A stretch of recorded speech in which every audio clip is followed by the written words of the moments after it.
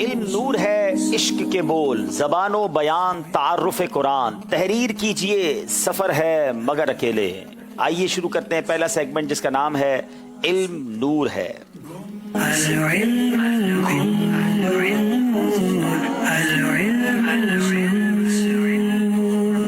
جناب دونوں طرف کی ٹیموں سے 5 سوال ہوں گے، ہر سوال کے جواب کے لیے 25 سیکنڈ ہوں گے۔ مشورہ کیجئے گا، غلطی نہ ہو اس کا خیال رکھیے گا۔ غلط جواب دینے کی صورت میں کوئی نمبر نہیں ملے گا۔ خانپور والوں سے پہلا سوال کریں گے، حضرت عیسیٰ علیہ السلام کا لقب کیا ہے؟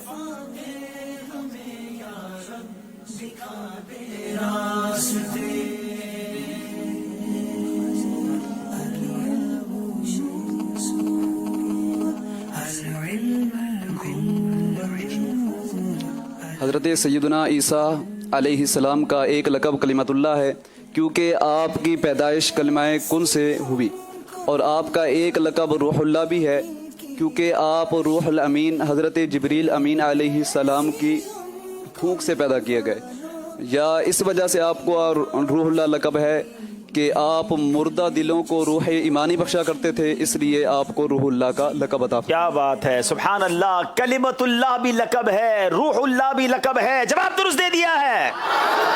اب باری ڈیرہ غازی خان والوں کی ہے، کسی عالم کی غیبت کرنے کا کیا انجام ہے؟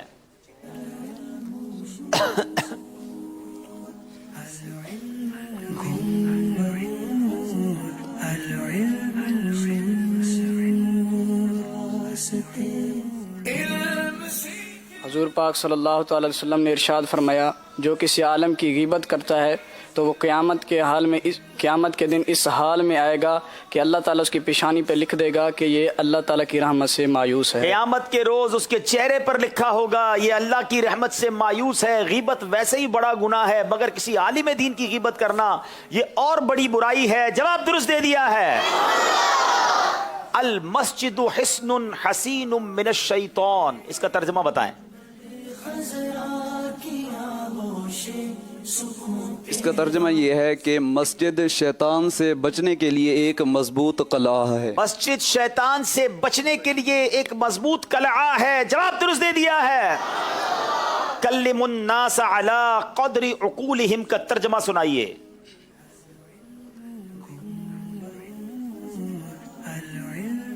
کلم الناس علی قدر عقولہم، اس کا مطلب یہ ہے کہ لوگوں کی عقلوں کے مطابق ان سے کلام کرو۔ لوگوں سے ان کی عقلوں کے مطابق کلام کرنا چاہیے۔ جواب درست دے دیا ہے۔ جناب سوال ہے خانپور والوں سے، نماز میں دونوں طرف سلام پھیرتے وقت السلام علیکم میں سے کون سا لفظ کہنا واجب ہے اور کون سا سنت ہے؟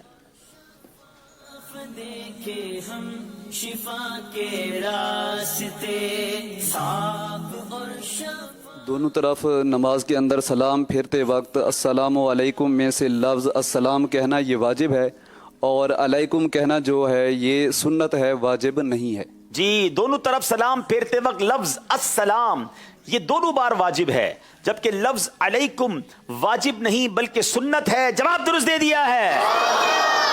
بسم اللہ کہہ کر وضو کرنے کا کیا فائدہ ہے؟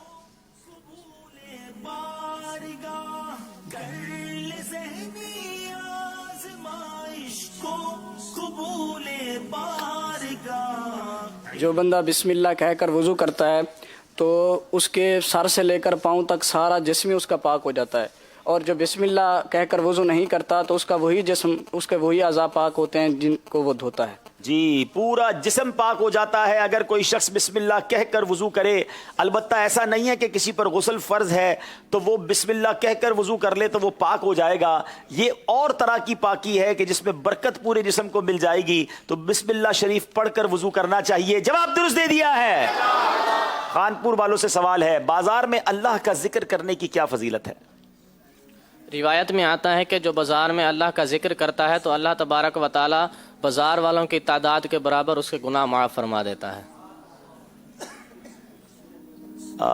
اس کی ایک اور فضیلت میرے پاس لکھی ہوئی ہے، اور میں نے آپ سے سوال یہ کیا تھا کہ بازار میں ذکر کرنے کی کیا فضیلت ہے، آپ نے ایک اور جواب دے دیا ہے۔ جواب یہ ہے، حضرت حسن بصری فرماتے ہیں بازار میں اللہ کا ذکر کرنے والا روز قیامت اس حال میں آئے گا کہ کہ اس کے لیے چاند جیسی چمک دمک اور سورج جیسی جگمگاہٹ ہوگی. آپ سے غلطی ہو گئی ہے. جناب جب کوئی نکاح کر لیتا ہے تو شیطان کیا کہتا ہے؟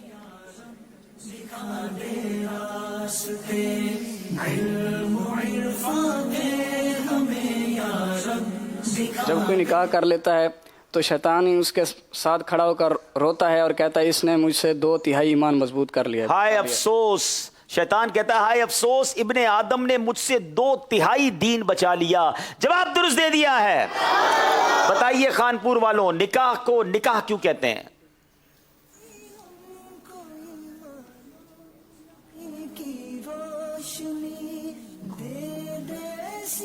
نکاح کا معنی ہے ملانا، کیونکہ اس کے ذریعے دو یعنی میاں بیوی آپس میں مل کر رہتے ہیں اور 2 خاندان بھی ملتے ہیں. بسا اوقات ایسا ہوتا ہے کہ اس سے 2 ملک بھی آپس میں مل جاتے ہیں. جی جناب، 2 خاندان 2 ملک میاں بیوی بھی تو ملتے ہیں. کئی فوائد بعض اوقات نکاح سے ہو جاتے ہیں، اس لیے اس کو ملانے والی چیز نکاح کہا جاتا ہے. جواب درست دے دیا ہے. اب بتائیے بازار میں مغفرت طلب کرنے کی کیا فضیلت ہے؟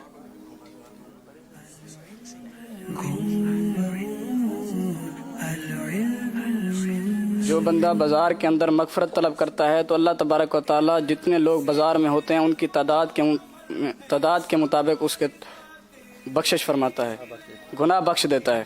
بازار میں اللہ پاک سے جو مغفرت طلب کرے اللہ تعالیٰ بازار والوں کی تعداد کے برابر اس کے گناہ معاف فرما دیتا ہے. جواب درست دے دیا ہے. 5 سوال ہو گئے جناب. ایک غلطی کی ہے خانپور والوں نے، 2 نمبر کا فرق ہو گیا ہے، مگر ابھی مقابلہ باقی ہے. اسکور بورڈ جانے سے پہلے آئیے یہاں موجود اسلامی بھائیوں سے سوال بھی پوچھیں گے. ماشاءاللہ ہمارے سلسلے میں مبلغ دعوت اسلامی بہت پیارے مدنی اسلامی بھائی ہیں. راشد مدنی بھائی آئے ہیں، ان کو بھی مرحبا کہتے ہیں. انشاءاللہ ان سے بھی کچھ مدنی پھول لیں گے. آئیے ذرا حاضرین سے کچھ سوال کر لیں. جی شفیق بھائی.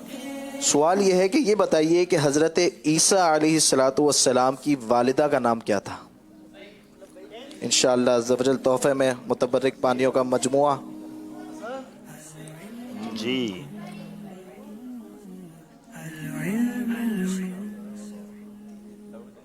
3 دن کا مدنی قافلہ. میرا نام محمد داؤد اتاری ہے. میں جامعۃ المدینہ میں امامت کورس کر رہا ہوں.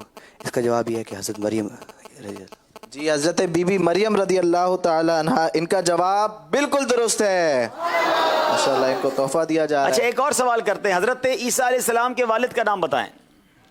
کون جواب دے گا؟ حضرت عیسیٰ علیہ السلام کے والد کا نام. غلط جواب دینے والے کو مدنی قافلے میں بھیج دیں. 12 دن کا مدنی قافلہ. میں 3 دن کے مدنی قافلے کی نیت کرتا ہوں.